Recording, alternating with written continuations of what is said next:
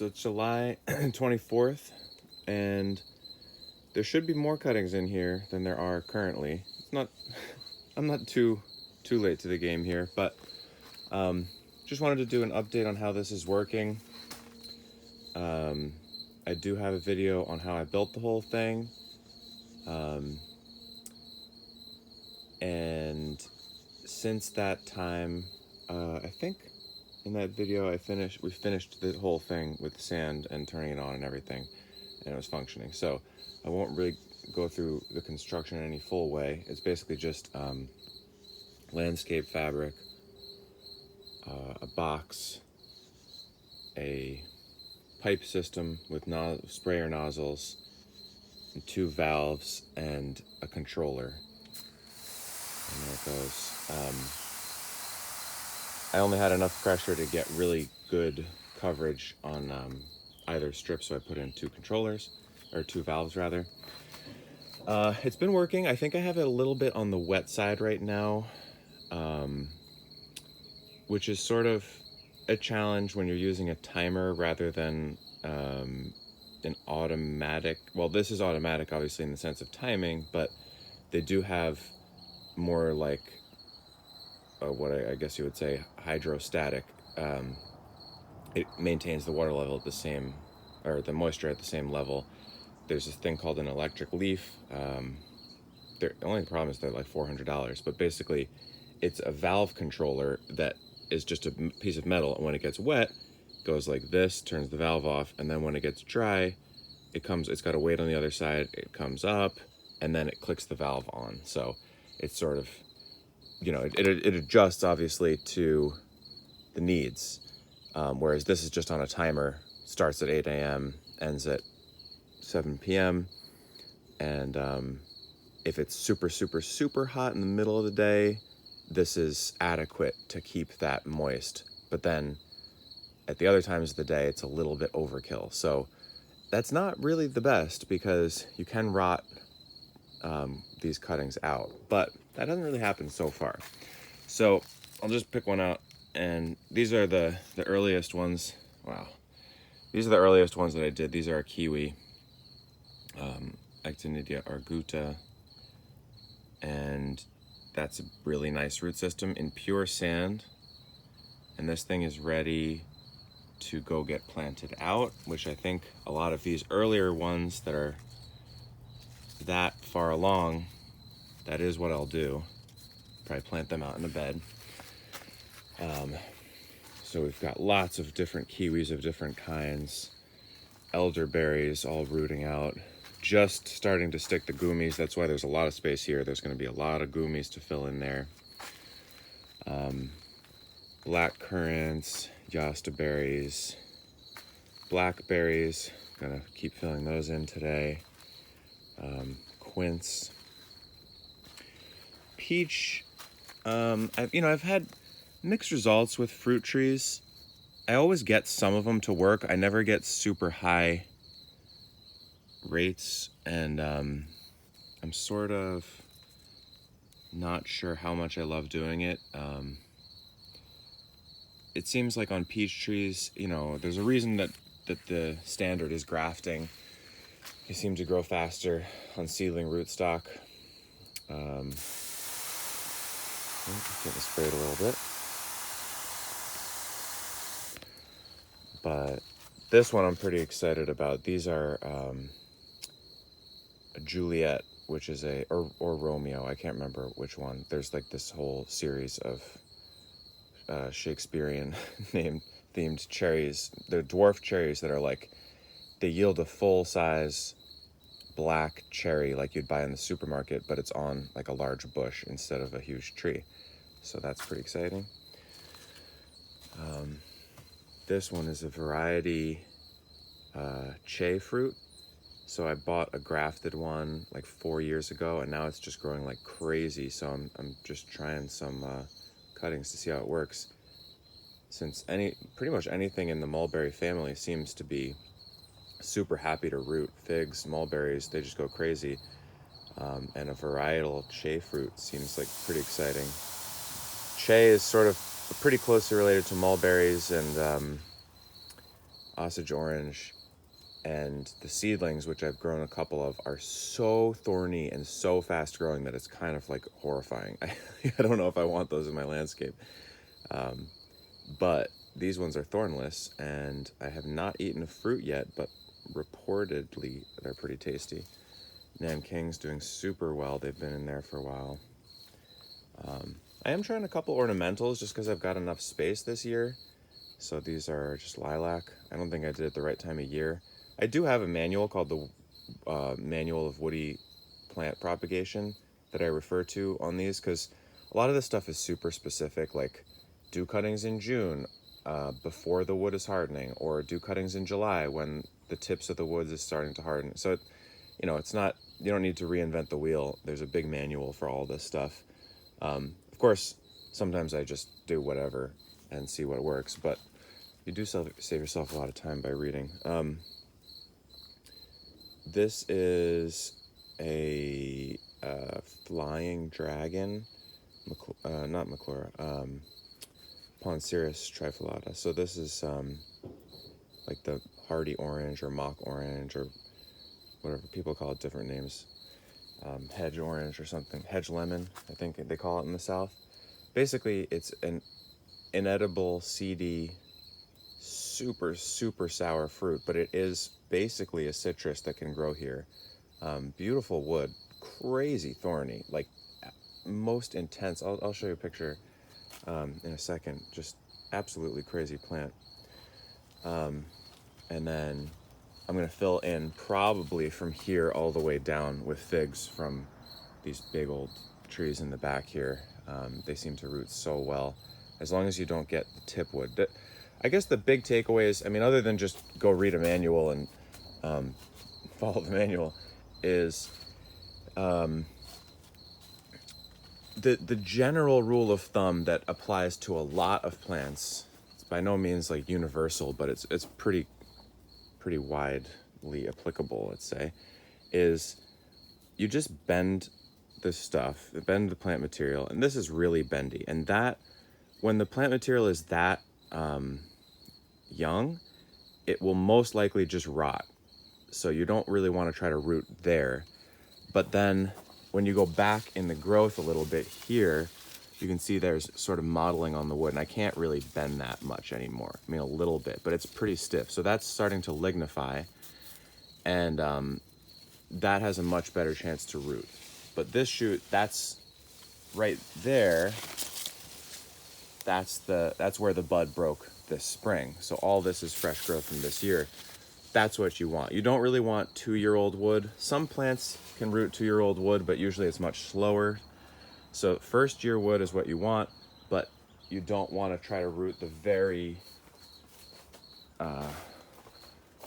far end, because I used to try to do that, and that doesn't apply to everything. I used to be a grower at an indoor cannabis facility, and I loved the terminal ends from mother plants. We would always root those with great success. So that's what I started doing. I love these little lenticels. You know that roots are there's going to be some callus tissue and roots are going to come right out of there. But it doesn't really happen with a lot of perennials. They'll just they'll just rot. So, somewhere starting around here, that would be my first cutting. I would waste the top. And then I always cut a little angle right below a node, and then I would cut this leaf off, and then I would cut the top there, and then cut part of that leaf off, and that would be my cutting for figs. It's different for every kind of plant, of course. But so this is, like I said, no nutrients, just pure sand, drains out really well. I need to weed whack on the other side or something. But yeah, everything is going really well in here. And I am using some rooting hormone powder on some of the stuff that I find is a little bit slower to root out. Seems like a pretty small compromise to me. I'd like to use no hormone, but it seems just like so effective. Like these have no hormone, of course. Black currants, in fact, these have been in for a little too long, and they're rooting out of every node possible. So these I'm gonna take and plant out in a bed that's already prepared. Whereas the Yasta berries, oh yeah, no, they're starting to go. That's nice. I can't hardly pull that out. You can see a root there. I'd have to really tug on that to get it out. That's great. It's just such a cool way to propagate so many plants that are, you know, clones, named varieties, and the flow is a little bit hard to know how to deal with sometimes. Some of the stuff like gummies, and in a couple days here I'm going to start sea berries. So they're very late one to do. That's intentional because if I were to go, well, I'll show you the sea berry and how not ready they are. But those plants that root in this chamber much later in the season, they're not going to have enough time for me to like have a little rooted plant that I go plant out in a bed somewhere. So they're going to probably spend the winter in here, and then they'll start growing next spring early, but they'll be in pure sand. So I'll need to pot them up pretty early in that process. Ideally, I think before they even wake up, although who knows if that'll happen. Last year I potted up a lot out of a similar situation after they had been growing a little bit, put them in pots, and then they grew really well, and you can sell those plants in May. But for a lot of these that are going to put on roots, like, believe it or not, these elderberries will put on roots in another week or two, and then I will go plant those out in a bed, and they will grow a whole shoot out of the top node and be an absolutely beautiful rooted sellable plant by fall, like to dig up and sell in the fall. So some plants that start this whole thing early can go that way. Other ones will have to sit in here. But it's just different timing. And, you know, some plants you throw them in here, 3 weeks later, they're full of roots ready to go.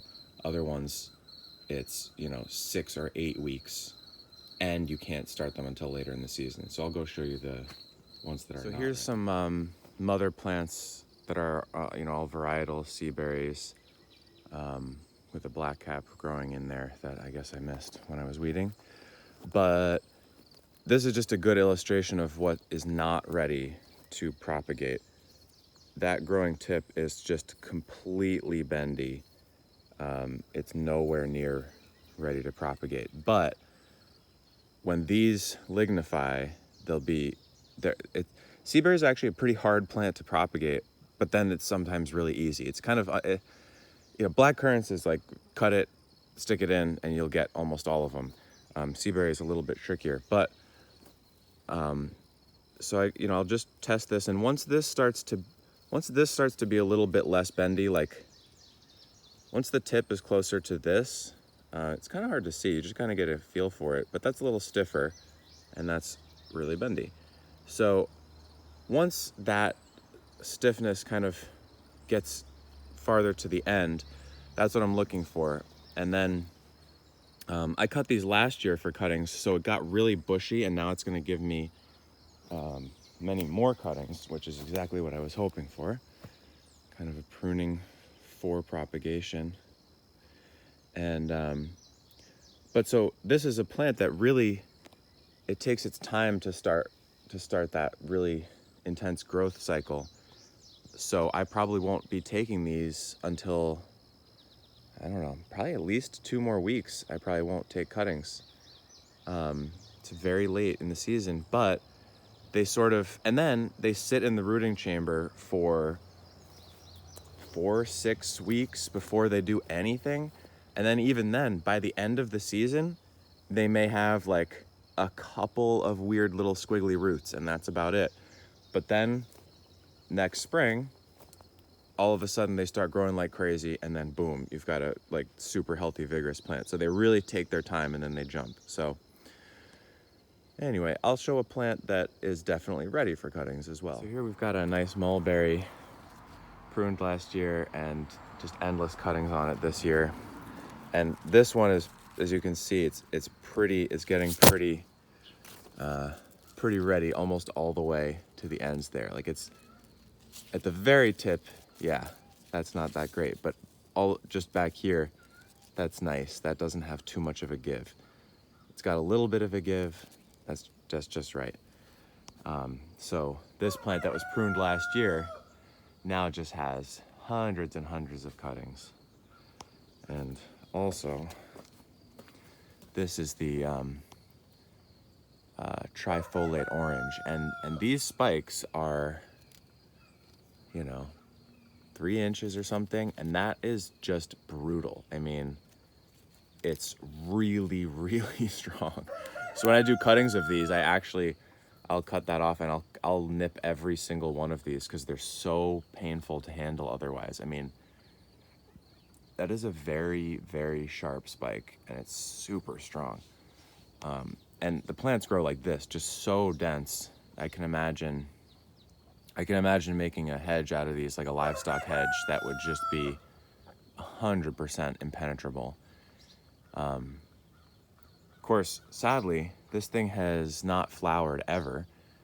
And this is his 5th year growing. I think it would be about twice as tall if I hadn't been pruning it. So it you know, it's growing, but it's pretty slow. So I have yet to understand the full value of this plant, other than it's like an orange that you can grow here. So we'll see what happens. But I hear you can make preserves out of the fruit and stuff like that. So at least some kind of citrus in the landscape that's the goal there.